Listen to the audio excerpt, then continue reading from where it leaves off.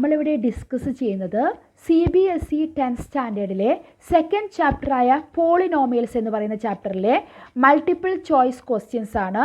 ഇതിൻ്റെ പാർട്ട് 1 കഴിഞ്ഞ വീഡിയോയിൽ നമ്മൾ ഡിസ്കസ് ചെയ്തതാണ്. അതിൻ്റെ ബാക്കി ക്വസ്റ്റ്യൻസ് ആണ് ഈ ഒരു വീഡിയോയിൽ നമ്മൾ ഡിസ്കസ് ചെയ്യുന്നത്. ഈ ഒരു ചാപ്റ്ററിൽ നിന്ന് പ്രതീക്ഷിക്കാവുന്ന MCQ ടൈപ്പ് ക്വസ്റ്റ്യൻസ് ആണ് നമ്മൾ ഡിസ്കസ് ചെയ്തുകൊണ്ടിരിക്കുന്നത്. അതിൽ ആദ്യത്തെ ക്വസ്റ്റ്യൻ, നമുക്കൊരു quadratic polynomial kx² + 2x + 3x തന്നിട്ടുണ്ട്. അതിൻ്റെ സം ഓഫ് ദ സീറോസ് എന്ന് പറയുന്നത് അതിൻ്റെ പ്രോഡക്റ്റ് ഓഫ് ദ സീറോസ് എന്ന് പറയുന്നതും ഈക്വൽ ആണ്.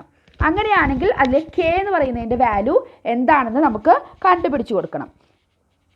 അപ്പോൾ നമുക്കിവിടെ സീറോസ്, സം ഓഫ് ദ സീറോസും പ്രോഡക്റ്റ് ഓഫ് ദ സീറോസും എന്താണെന്ന് നോക്കാം. ഇപ്പോൾ ആൽഫയും ബീറ്റയുമാണ് രണ്ട് സീറോസ് എന്നുള്ളത് നമ്മൾ ജനറലായിട്ട് എടുക്കൂലേ, ആൽഫയും ബീറ്റയും. അങ്ങനെയാണെങ്കിൽ അതിൻ്റെ സം ഓഫ് ദ സീറോസ്, അതായത് alpha plus beta is equal to, ഇതിലേത് വരും? Alpha plus beta is equal to എന്താണ്? Minus coefficient of x divided by coefficient of x square.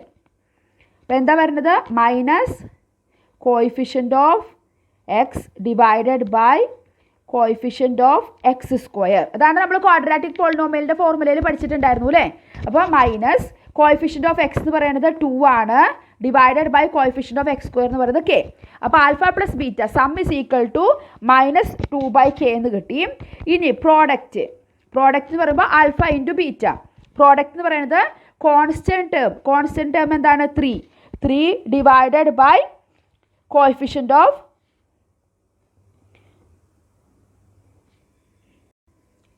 Constant term എന്ന് പറയുന്നത് 3 അല്ല, 3k ഉണ്ട്. 3k divided by coefficient of x square k. ഇതിൽ kയും cancel ആയി പോയിട്ട് 3 എന്ന് വരും. എന്താണ് പ്രോഡക്റ്റ് കാണാനുള്ളത്? Constant term divided by coefficient of x square. അപ്പോൾ 3k ഡിവൈഡഡ് ബൈ k അല്ലേ, ഇതാണ് constant term 3k.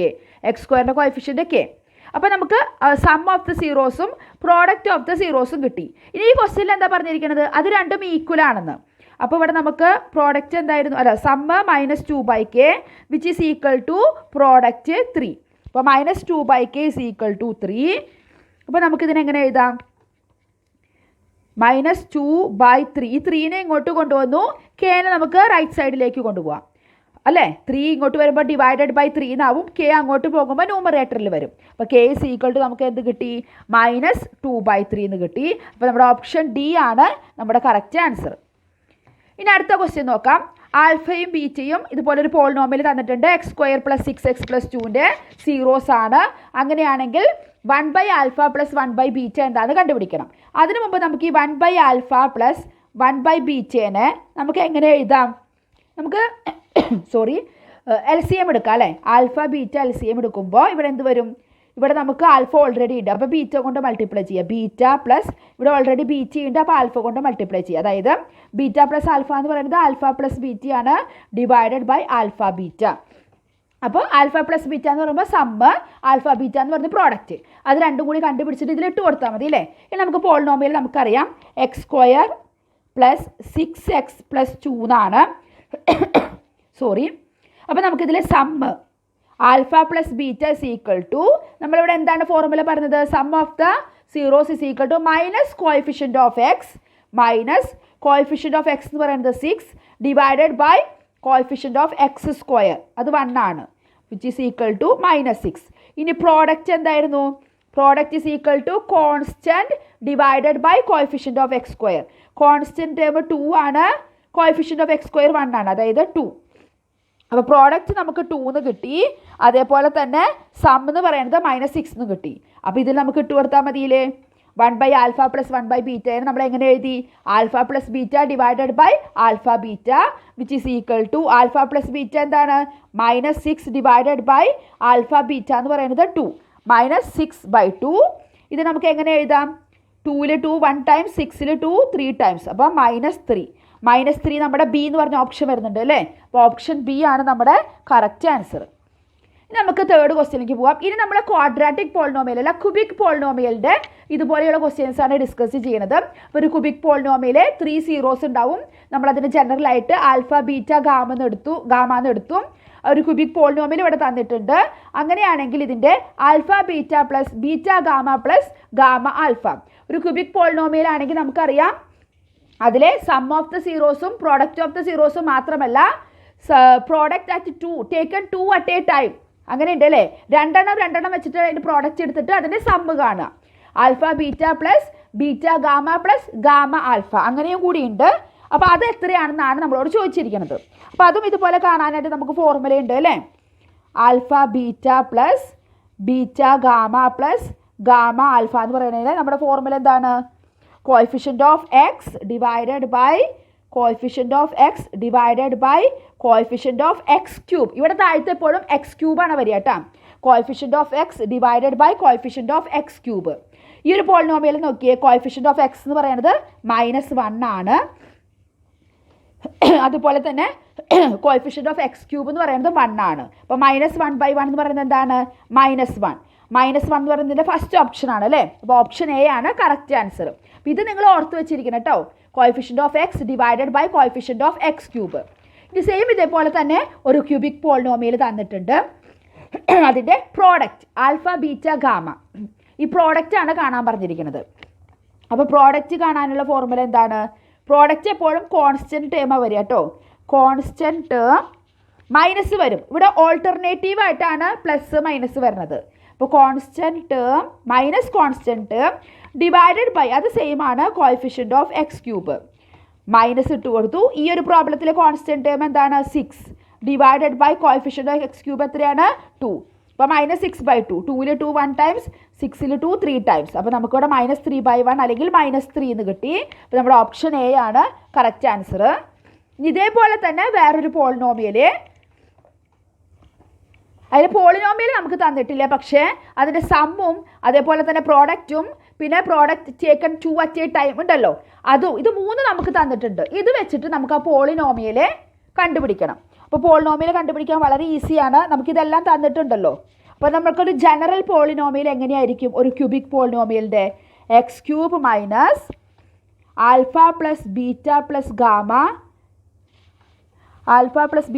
Gamma into x square plus കണ്ട ഇവിടെ ഓൾട്ടർനേറ്റീവ് സൈനാണ് വരിക plus 2 at a time taken 2 at a time. അപ്പോൾ alpha beta plus beta gamma plus alpha gamma into x പിന്നെ minus വരും. ഇവിടെ പ്ലസ് അല്ല വന്നത്. അപ്പോൾ മൈനസ് അതിൻ്റെ പ്രോഡക്റ്റ് ആൽഫ ബീറ്റ ഗാമ. ഇത് ഓർത്ത് വെച്ചിരിക്കണം. ക്വാഡ്രാറ്റിക്കിന് നമുക്ക് ഈസി ആയിരുന്നു അല്ലേ. X square minus alpha plus beta sum into x plus constant നമ്മുടെ ആൽഫ പ്രോഡക്റ്റ് ആൽഫ ബീറ്റ അത്രയേ ഉണ്ടായിരുന്നുള്ളൂ. അപ്പോൾ ഇത് ഓർത്ത് വയ്ക്കുക. ഓൾട്ടർനേറ്റീവ് സൈൻ ഇത് പ്ലസ് മൈനസ് അങ്ങനെയാണ്. ആദ്യം സമ്മ് പിന്നെ ടേക്കൺ 2 അറ്റ് എ ടൈം പിന്നെ പ്രോഡക്റ്റ്, 3 ഒരുമിച്ചുള്ള പ്രോഡക്റ്റ്. ഇതെല്ലാം എത്രയാണെന്നുള്ളത് അവർ നേരിട്ട് നമുക്ക് തന്നിട്ടുണ്ട്. അതിൽ നമ്മൾ ജസ്റ്റ് സബ്സ്റ്റിറ്റ്യൂട്ട് ചെയ്താൽ മതി. അപ്പോൾ X cube minus alpha plus beta plus gamma എത്രയാണ് തന്നിരിക്കുന്നത്? 3.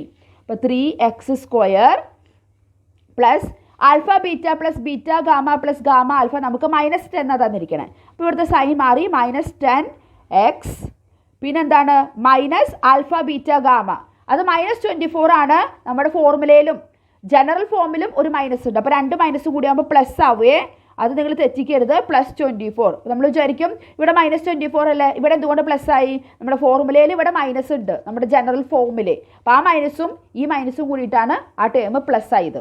അപ്പോൾ എന്ത് കിട്ടി നമുക്ക്? X cube -3x square -10x + 24.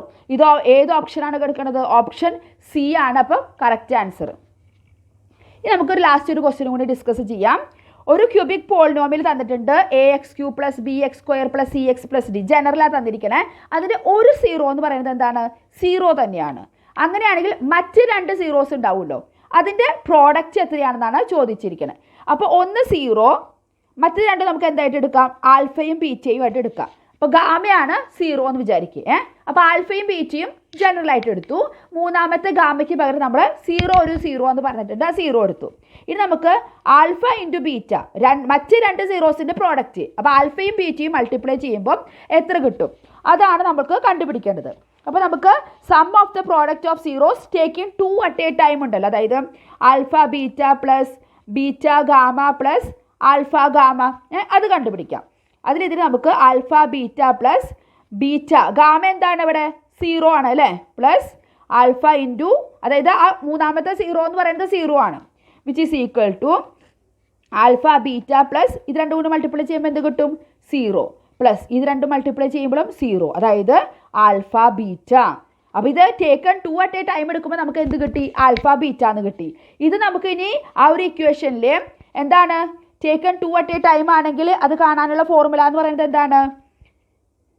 Coefficient of x divided by coefficient of x cube ആണ് അല്ലേ നമ്മുടെ alpha beta plus beta gamma plus alpha കാണാനുള്ള ഫോർമുല എന്ന് പറയുന്നത്. അപ്പോൾ കോഎഫിഷ്യന്റ് ഓഫ് എക്സ് ഇവിടെ എന്താണ്? C divided by coefficient of x cube എന്ന് പറയുന്നത് എ. അപ്പോൾ സി ബൈ എ. പക്ഷെ നമ്മളിത് ചെയ്ത് വന്നപ്പോൾ നമുക്കിവിടെ എന്ത് കിട്ടി?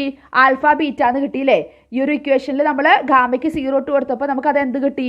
Alpha beta. അതായത് മറ്റ് രണ്ട് സീറോസും തമ്മിലുള്ള പ്രോഡക്റ്റ് എന്ന് പറയുന്നത് ആൽഫ ബീറ്റ എന്ന് പറയുന്നത് ഫോർമുല വെച്ച് നോക്കുമ്പോൾ നമുക്ക് എന്ത് കിട്ടി? C by a. അപ്പോൾ ഓപ്ഷൻ ബി ആണ് നമുക്കിവിടെ സി ബൈ എ എന്ന് തന്നിരിക്കുന്നത്. അപ്പോൾ നമ്മുടെ ഓപ്ഷൻ ബി ആണ് കറക്റ്റ് ആൻസർ. അപ്പം ഇങ്ങനെയുള്ള ഈ ടൈപ്പ് ക്വസ്റ്റ്യൻസ് ഏകദേശം ഒരു 13-14 ക്വസ്റ്റ്യൻസ് നമ്മൾ ഇങ്ങനെ മൾട്ടിപ്പിൾ ചോയ്സിൽ ഡിസ്കസ് ചെയ്തു. ഇത് MCQ ആയിട്ടും ചോദിക്കാം, അല്ലെങ്കിൽ വൺ സെൻറ്റൻസ് അങ്ങനെ 1 മാർക്കിൻ്റെ ആയിട്ടും ചോദിക്കാം. ഇതൊക്കെ നിങ്ങളൊന്ന് ഓർത്ത് വെച്ചിരിക്കുക. ക്യൂബിക് പോളിനോമിയലിൻ്റെ ആ 3 കാണാനുള്ള ഫോർമുല, അതുപോലെ ക്യൂബിക് പോളിനോമിയലിൻ്റെ ജനറൽ ഫോം, അതേപോലെ തന്നെ ക്വാഡ്രാറ്റിക് പോളിനോമിയലിൻ്റെ സമ്മും പ്രോഡക്റ്റും കാണാനുള്ളത്, അതേപോലെ തന്നെ അതിൻ്റെ ജനറൽ ഫോം, അതുപോലെ തന്നെ ഗ്രാഫിൻ്റെ, ഇതെല്ലാം നിങ്ങൾ ഓർത്ത് വെച്ചിരുന്നു കഴിഞ്ഞാൽ ഈ ടൈപ്പ് ഏത് ക്വസ്റ്റ്യൻ ചോദിച്ചു കഴിഞ്ഞാലും വളരെ പെട്ടെന്ന് തന്നെ നിങ്ങൾക്ക് ആൻസർ ചെയ്യാൻ പറ്റും. അപ്പോൾ അടുത്ത വീഡിയോയിൽ നമുക്ക് വലിയ വലിയ ക്വസ്റ്റ്യൻസുമായിട്ട് കാണാം. താങ്ക്